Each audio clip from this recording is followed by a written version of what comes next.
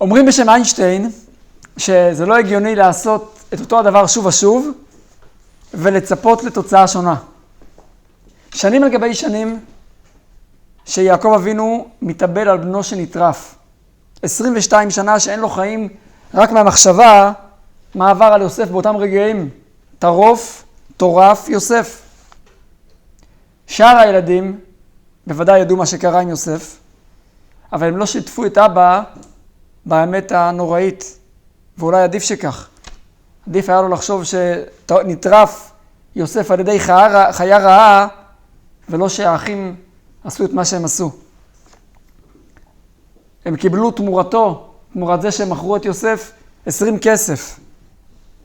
לא שזה היה חסר להם. אנחנו עוד מכירים מהסיפור אצל לבן, איך שיעקב היה אדם עשיר. אני נזכר סיפור שמספר הרב לאו, איך שהוא ניצל. הרב לאו, כשהגיעו הגרמנים, היה ביחד עם אחיו. אחיו היה גדול יותר, קראו לו נפתלי. וכאשר הפרידו אותה מאמא, נפתלי הבטיח, אמא, אני דואג לאחי הצעיר. לולק, הוא היה מכונה. וכאשר הם הלכו לכיוון הרכבות, הם הלכו ביחד, נפתלי הגדול, והרב לאו היה הצעיר, ילד קטן. ואותו נאצי, אכזר, כשראה את הילד הקטן, הוא לא ויתר. לא, ילדים בצד השני. ילד הולך ביחד עם כל הילדים, עם אנשים, לתחילת הרכבת, לקרונות הראשונים, והנערים הבוגרים יותר הולכים מאחורה לקרונות האחוריים. אבל נפתלי זכר איך מתנהג אח גדול לאח צעיר. ונפתלי באיזשהו שלב פתח את הדלת של הקרון, קפץ למטה בתחנה, וטיפס לרכבת השנייה, הוא מחפש את לולק. וכך הוא עבר 7 קרונות, עד שהוא מצא את אחיו הצעיר, את לולק.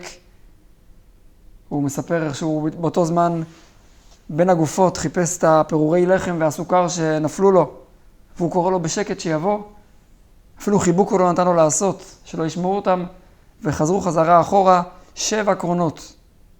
זו גבורה של אח גדול שמבין את האחריות שלו, הוא הציל את החיים שלו.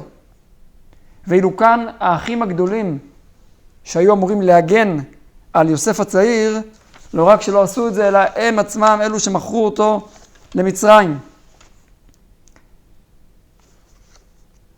הזכרנו לפני שבועיים את הרמב"ן שאומר שיוסף היה נקרא בן זקונים. מדוע? מכיוון שהוא היה צמוד לאבא. יוסף קיבל מאבא את האהבה הגדולה שהאחים הגדולים לא קיבלו. כמו שהפסוק מספר שהוא קנה לו בגד יקר, וזה עצמו, הפסוק מעיד שזה עצמו מה שגרם לשנאה של האחים.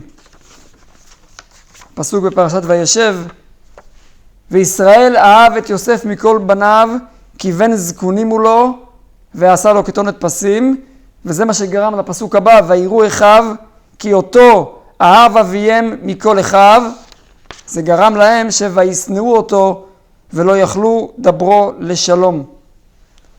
ועכשיו, זה נראה שאנחנו חוזרים לאותה נקודה בדיוק. אנחנו בפרשת ויחי, שבוע שעבר למדנו על יעקב אבינו, איך שהוא ירד למצרים. הוא חי שם במצרים את 17 שנים הטובות ביותר שהיו לו.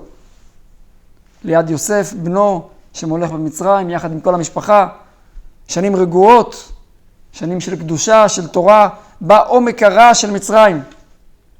והנה אפרים, בנו השני של יוסף, מגיע ואומר, אבא, הוא אומר את זה ליוסף, אתה יודע שאני לומד בכל יום, יש לי חברותה עם סבא יעקב, אני לומד איתו תורה. סבא מרגיש מאוד לא טוב. ויוסף כששומע את זה מיד הוא לוקח את שני הבנים שלו, את מנשה ואת אפרים, הם הולכים לבקר את סבא. יוסף מגיש את שני הבנים שסבא יברך אותם לפני פטירתו. הוא שם אותם לפי הסדר. הוא מסדר אותם, את מנשה, את הגדול, לימין יעקב, ואת אפרים הצעיר לשמאלו של יעקב. אבל אוי ואבוי, יעקב עושה ככה. יעקב כבר לא ראה, אבל יעקב לוקח את יד ימינו ושם על הצעיר, על אפרים, ויוסף מזדעק. ונראה את הפסוקים שם.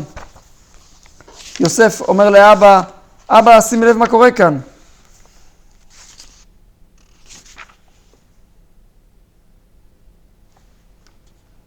וישלח ישראל את ימינו.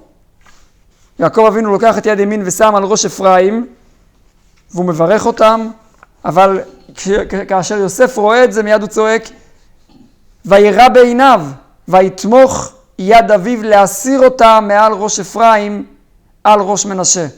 הוא מנסה להוזיז את היד של אבא שלו. ויאמר יוסף אל אביו, לא כן אבי, כי זה הבכור, שים ימינך על ראשו. הוא דואג שהכל יהיה לפי הסדר, הגדול יקבל כמו גדול. והרבי מלובביץ', זה היה בשנת תשמ"ה 1985, שבת הגדול, שבת שלפני פסח, הרבי שאל שאלה פשוטה, אבל שאלה שיכולה להתעורר לכל אחד מאיתנו. מה קורה לך, יוסף? יוסף, אתה דואג לילדים שלך? נכון, אבא בירך את הצעיר. אתה רוצה להוריד את הברכה מהבן הצעיר? אתה רוצה להוריד את היד של אבא שלך? סבא יעקב רוצה לברך את הנכד שלו. אתה רוצה לקחת את הברכה? אם אתה דואג למנשה הגדול שיקבל ברכה גדולה יותר, אין בעיה. תבקש מאבא ברכה. אבא תברך את מנשה יותר. אבא זה הגדול. אבל אתה רוצה להוריד את הברכה מאפרים? אנחנו זוכרים את הסיפור עם הברכות הקודמות שהיו. כאשר יצחק אבינו רצה לברך את בנו הגדול, את עשיו, ויעקב נכנס לפניו, יעקב קיבל את הברכות. וכאשר עשיו שומע שהברכות כבר עברו ליעקב, עשיו מאוד כועס, והוא בוכה והוא צועק. מה אומר לו אבא? אבא יצחק אומר לו, הברכות כבר שם. הוא לא לוקח את הברכות. וכאשר הוא ממש מתחנן אליו, עשיו, אז יצחק מוסיף לו איזה ברכה, הוא אומר לו, משמני הארץ יהיה מושבך, מיטל השמיים מעל, אבל הוא חלילה לא לוקח את הברכות שהוא כבר נתן. יוסף כאן מבקש לקחת את מה שכבר קיבלו. והרבי הסביר דבר מאוד מעניין. יוסף בוודאי לא מתחרט, לא מפריע לו שהבן קיבל את הברכה. משהו אחר מפריע לו. הוא נזכר בעצמו. הוא נזכר 22 שנים אחורה. והוא מגלגל במוח שלו את כל מה שהוא עבר, את כל התלאות, את הירידה למצרים, את המחירה הנוראית שהאחים שלו מוכרים אותו, איך שהוא ירד לבית הסוהר.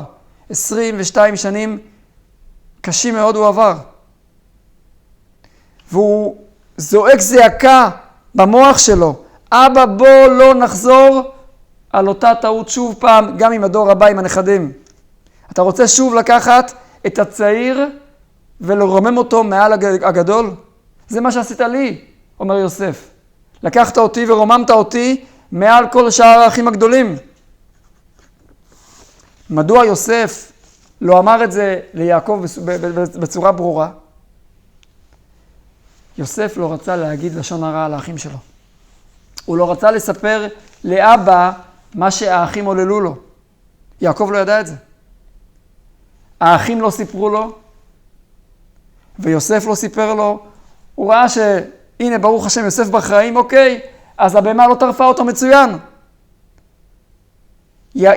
יעקב חי במשך שנים רבות עם הפחד שיוסף נטרף, ועכשיו הוא שמח לראות אותו כמלך, הוא לא חפר.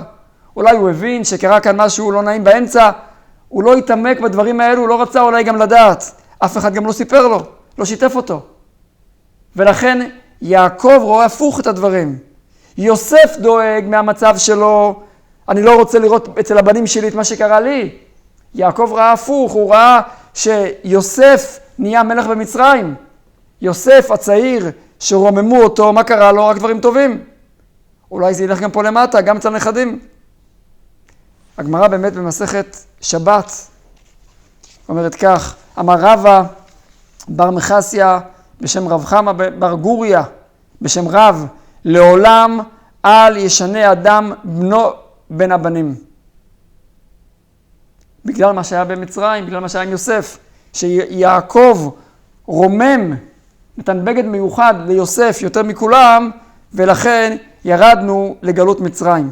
כמובן שמכאן אפשר לקחת את המסר החשוב, עד כמה שכל הורה יכול לדאוג בבית לכבוד, להערכה בין הילדים בין אחד השני, איך לפרגן יותר, איך לשמוע כל אחד, לתת לכל אחד את הכבוד שלו במקום שלו, כל אחד עם הכישורים שלו, לכבד אותו, לרומם אותו, להעריך אותו על העבודה, על המאמצים שלו, וכל אחד, כשמעריכים אותו, כמובן שזה לא על חשבון האח האחר, לכל אחד יש את המעלות שלו, את המיוחדות שיש לו באופן מיוחד, שהשם נתן לו את הכישורים שלו.